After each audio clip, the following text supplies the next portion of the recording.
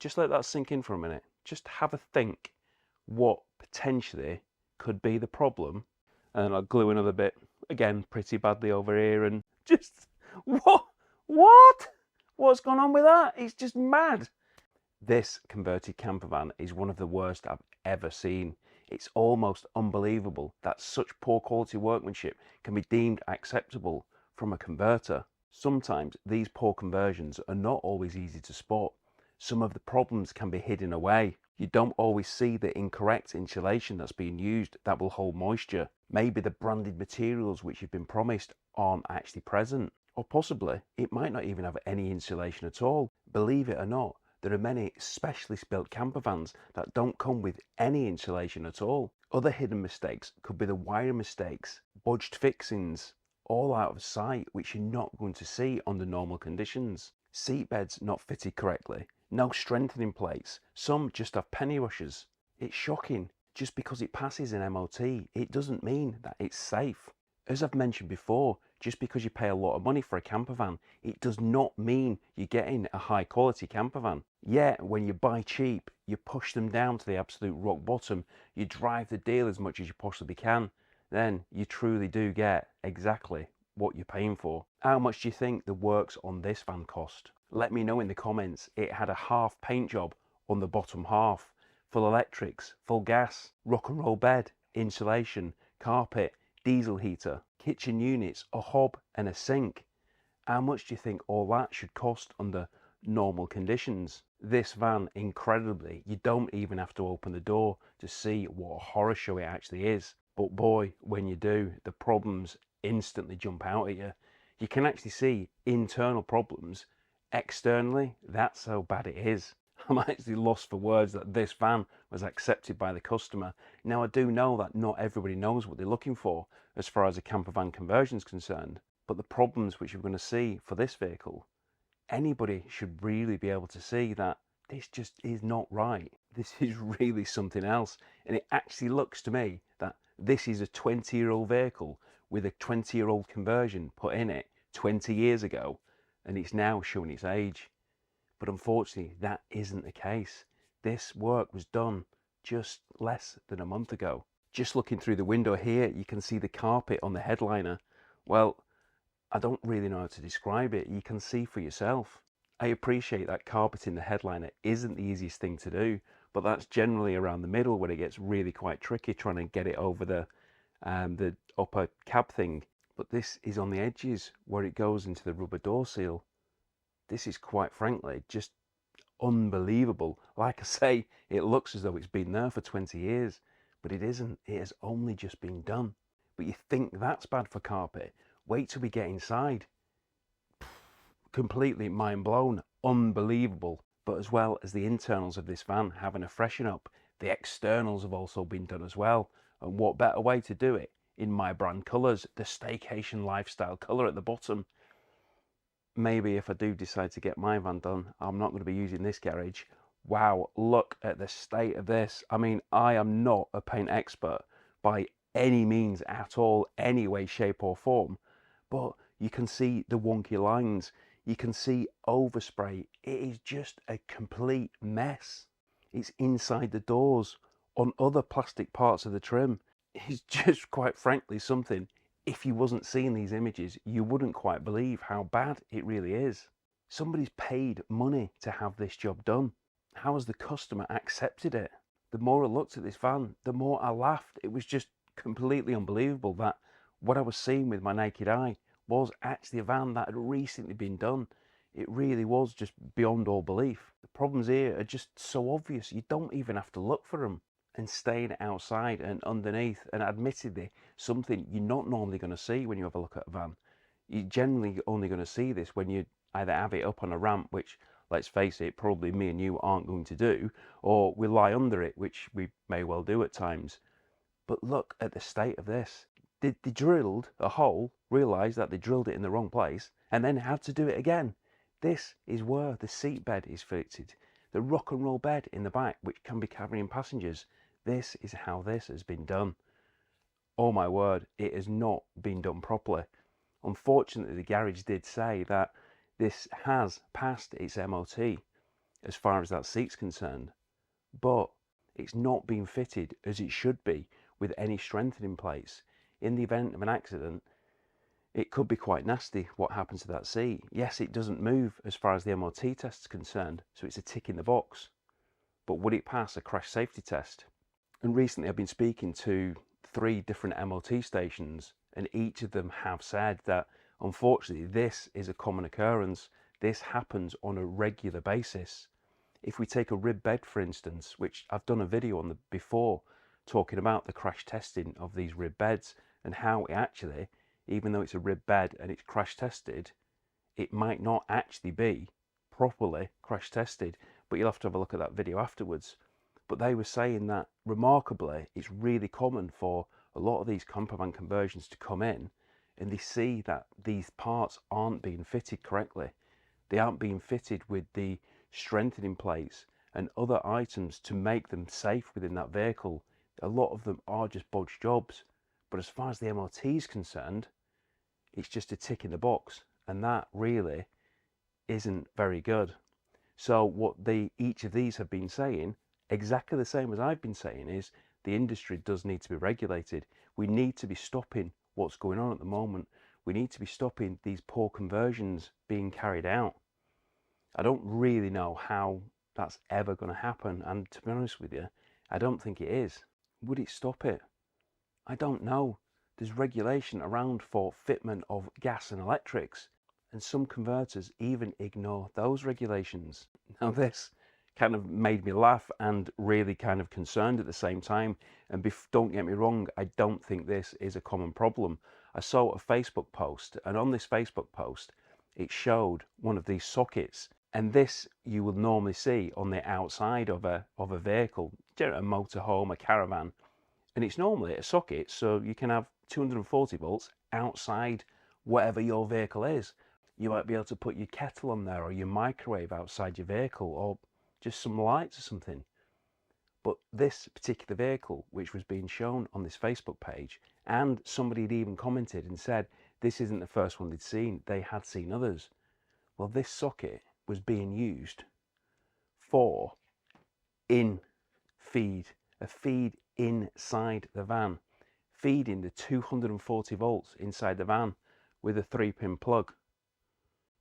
Just let that sink in for a minute. Just have a think what potentially could be the problem with plugging in on site from the site post, that cable, the correct cable coming from that site post, coming out, going into a 3-pin plug, and that goes in. So the electricity is feeding from the post, coming through the plug. Not this is my iron plug, because like I've said before in another video, I've got a very good setup here. I'm using my ironing board to put things on. So I've got my iron plug. So the feed, the electric, is coming out. So if I touch that, don't worry, it's just my iron, I'm not going to do. But if I touch that, it's live, because that's being fed in. It's just completely bonkers. What on earth would somebody think that is a good idea? But what really concerned me about this post, and admittedly it wasn't very many people, but it was a few, and a few were saying, well, if it works, and I think that's kind of some of the problem here, because whilst people have got that mentality, well, if it works, I've done this for many years and nothing's gone wrong, nothing's going to happen, I've never had a problem. Whilst people have got that attitude, these bodge jobs are going to be done. These, quite frankly, wrong jobs, bad, dangerous installation of electrics, installation of gas, not installing things correctly to the manufacturer's guidelines. That's fine for you. If you want to take that risk yourself, you crack on. If you're going to injure yourself, you know, that's your own fault. If it's not going to happen to you, then maybe it's not going to happen to you. But when you sell that vehicle on, when the next buyer buys that vehicle and they put the children in the back of it, they go away on a nice camp, is that really acceptable? Is it acceptable to have non-load rated tyres, non-load rated alloy wheels on your vehicle? No, you need to be installing the correct parts, the correct load rated wheels, the correct load rated tyres, installing the gas and electrics within regulation. You need to be building the vans to the highest possible safety standards you possibly can. And this is why I think that some form of safety check should be brought in.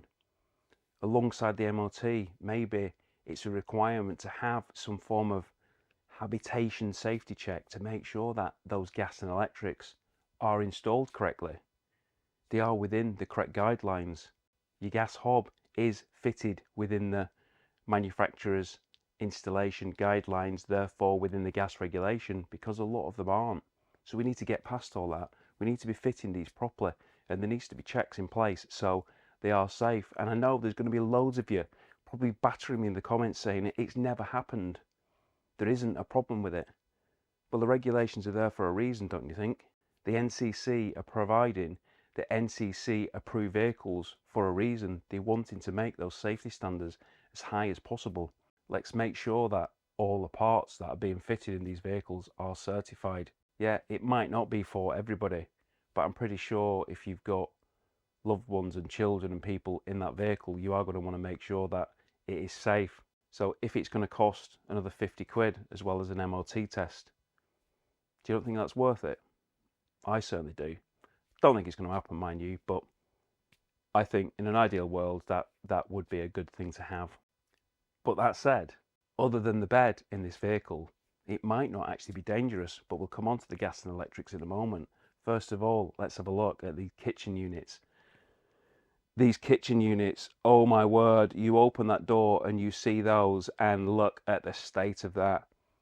Look at that sealant. That has definitely not been done to a high standard. It is absolutely appalling. There is no backboard, no splashback. It's just sealant and then carpet. It's just poor, very, very poor. Look at it. That goes all the way around that unit. It's really not a pretty sight. And the floor isn't really much better. Look at that for a cut. Not ideal. And back to the carpet. And yes, it is a general mess. There's lumps and bumps throughout it. It has definitely not been installed properly. But look, this is just completely unbelievable. It has got joins in places. I've just got no idea why. It's like they've gone to a waste bin of used carpet and just decided to do a bit of a jigsaw with it. Oh yeah, I think that'll go there. I'll attach that bit there. I'll glue that pretty badly there.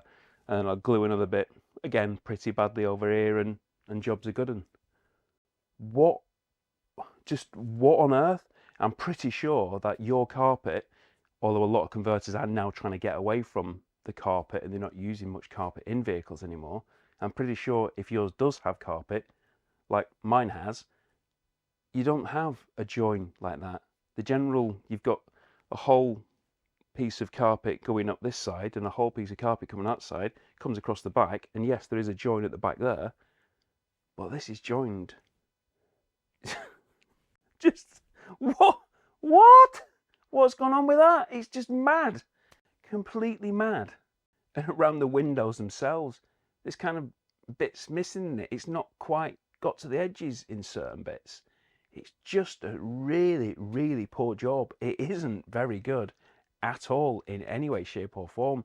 And it looks like they probably had dirty hands when they were fitting it as well. It just looks really grubby. But let's talk about the roof. And this hasn't got a pop top.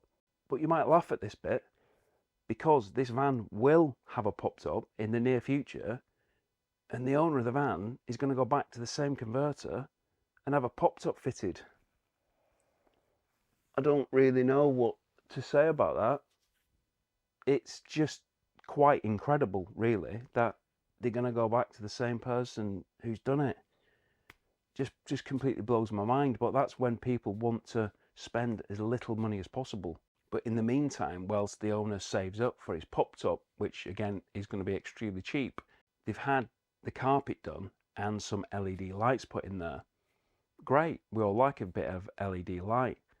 But unfortunately, when these have been put in, they've actually screwed through the wiring loom up there. So the wiring loom up there contains lots of quite important wires, including the ABS. So funnily enough, at the moment, this van has got an ABS warning light on the dashboard. Just unbelievable, just the lack of care that has been taken installing these bits. But the rest of the wiring itself, it's not great, don't get me wrong. There are wires in visible areas, places where these wires shouldn't be, places where, yes, they could be coming damaged, like in front of the kitchen units where the heater comes out and behind the driver's seat, which doesn't swivel. You know, if you're going to be storing something there, and you're regularly going to be taking it in and out, well, you could damage those wires, which could cause it to short, which cause a problem. And then you've also got some more wires inside the tambour door, inside the cupboard.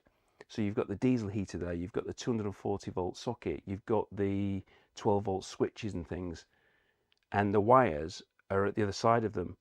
Now, to look at the wiring, I had to take out a sleeping bag, which had been shoved in there on top of lots of other things. So if that sleeping bag's coming in and out, as well as all these other things, it's touching the wires all the time.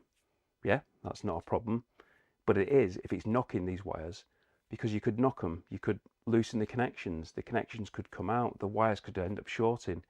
So it's a problem. It is a problem. It hasn't been particularly done great.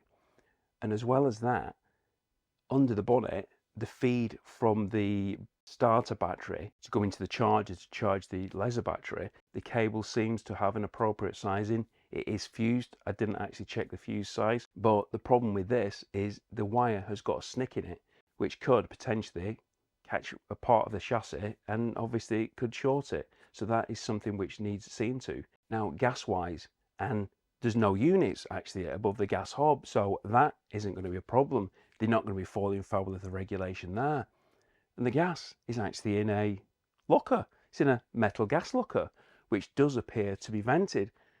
The vents there, I didn't actually check for the hole, but the pipe work is proper copper piping. I think maybe the person who's converted this might actually be more on the plumbing side than the rest of the side, because to be honest with you, it doesn't look to be too shabby. It's actually been done better than some of the more expensive conversions I've seen. Although there isn't a carbon monoxide alarm, a smoke alarm, fire blankets, fire extinguishers. Those are something which really are essential items. If you've not got those in your van, then definitely make sure that you do get those. They are definitely essentials before you start buying your dry robes and your Crocs. I've not got any Crocs, but I do have a dry robe. And you need those, especially when you're cooking.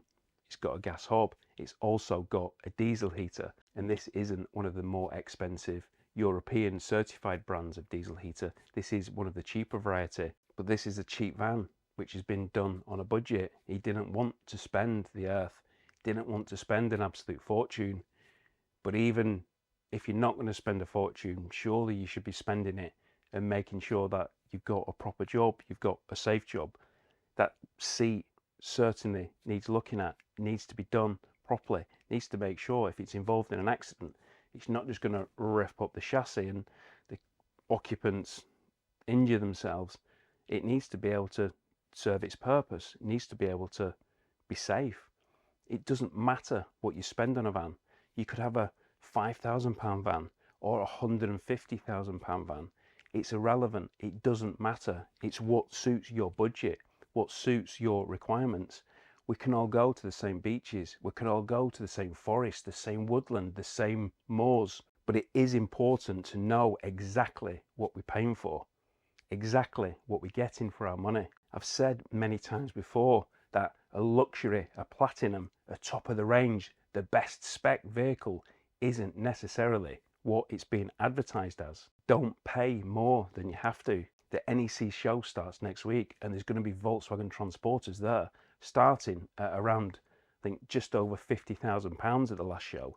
And these are high-spec vehicles, high-end components, high safety standard, motor caravan registered on the logbook. And like I've said, only costing just over £50,000. They're often a lot better specs than some of these you see advertised at £75,000.